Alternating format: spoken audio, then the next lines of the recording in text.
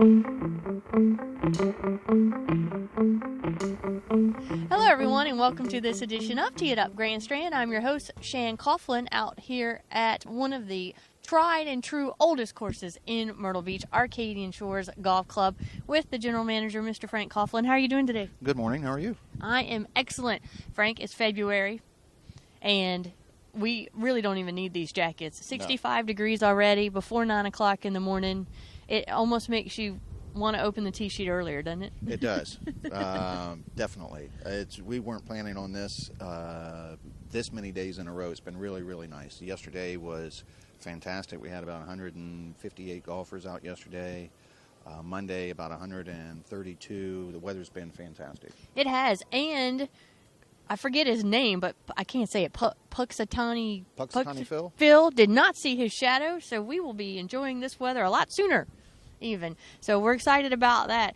But I will say it is February, folks. This is the February update for Arcadian Shores. If you're listening on one of the many radio apps, we certainly appreciate that, but you're going to want to go over to thegolfdirector.com, check out our streaming media or TV tab, either one will get you here, and look for the Arcadian Shores update and just see where we're standing. It's beautiful. Frank, we're on the green of number 9. Number 9. Mm-hmm. Par 4. Par 4. I believe I birdied this hole last time I played it. No. You did.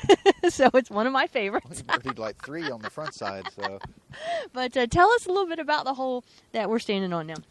It's a good finishing hole. If you start on 10, it's a good hole to make the turn on. Sorry about that.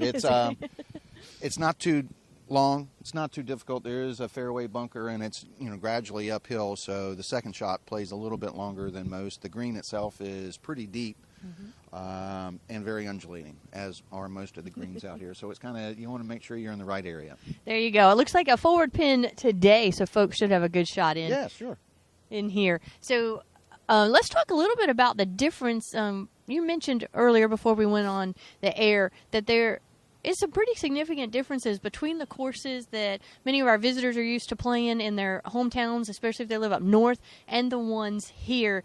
What were you talking about? Give me some examples. Well, generally in the Northeast, a lot of the golf courses are bent grass on their greens. A lot of them are bent grass, tee to green. Mm-hmm. And predominantly in the South, especially in this Myrtle Beach area, with the humidity that we get and the extreme temperatures, the bent grass suffers a little bit. It's hard to keep at a fast pace, and the blades of grass, they kind of wilt. You have to syringe them a lot. So most of the courses on the Grand Strand, I believe there may only be 2 bent grass courses left, have transitioned to Bermuda grass if they weren't before.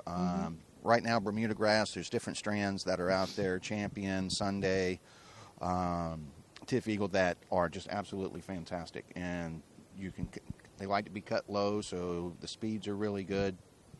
And then of course we have Bermuda fairways. All the courses have Bermuda fairways down here. So how does that affect the roll of the ball, or does it affect that and how the club goes through the grass, or is it just primarily in looks, or how does it really affect things? Bermuda grass primarily grows horizontally. It spreads out. But if you don't grow it, then it gets a little puffy, and if your rough is up like this, the ball just sinks to the bottom. For those of you who aren't watching, up like this meant he did a sign about 3 inches. Sorry about that. And so the ball settles. Right. The main difference on the greens, having Bermuda grass greens as opposed to bent, is grain. Okay. You can look. If you look at a putt, you stand behind your ball and you're looking at it, and the green looks shiny, that's down grain, so it's going to be a little quicker. Mm-hmm.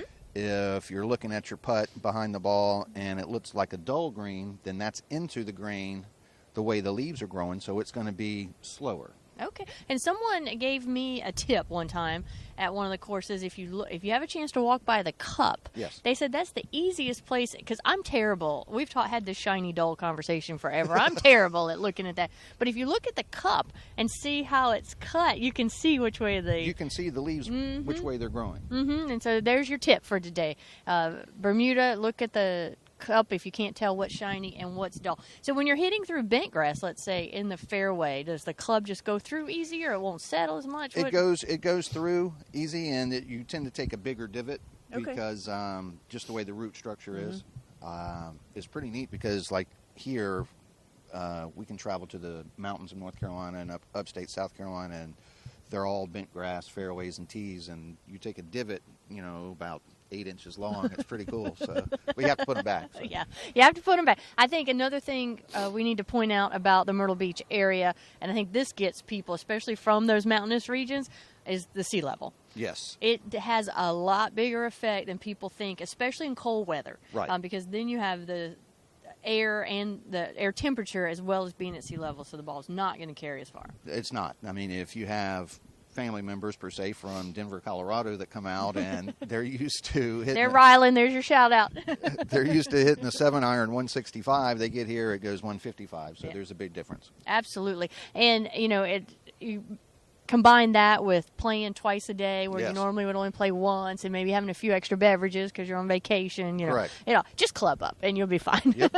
Club up and swing smooth. All right, so spring golf is right around the corner. Yes. And we'll get these temperatures and much better even. So we want to definitely let people know who are making their package arrangements what's the best way to book Arcadian Shores. You can go to the website, which is arcadianshoresgolf.com. The contact number's on there, but you're also able to book a tee time there. Specials are on there, anything that we're running at the present time or in the near future. Right. There's a calendar. You can look at aerification dates, specials that are going on.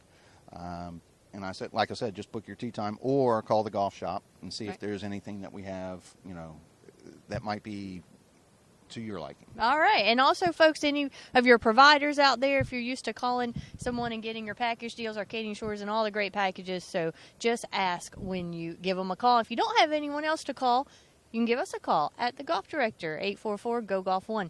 Frank, thank you so much for having me out again. Thank you so much. Appreciate it. It's always fun. And we do have the same last name, folks. It's not a mistake. This edition of Tee It Up Grand Strand from Arcadian Shores Golf Club right here in the heart of Myrtle Beach, South Carolina with my husband, Frank Coughlin, has been produced and broadcast by the Zeus Digital Network for thegolfdirector.com.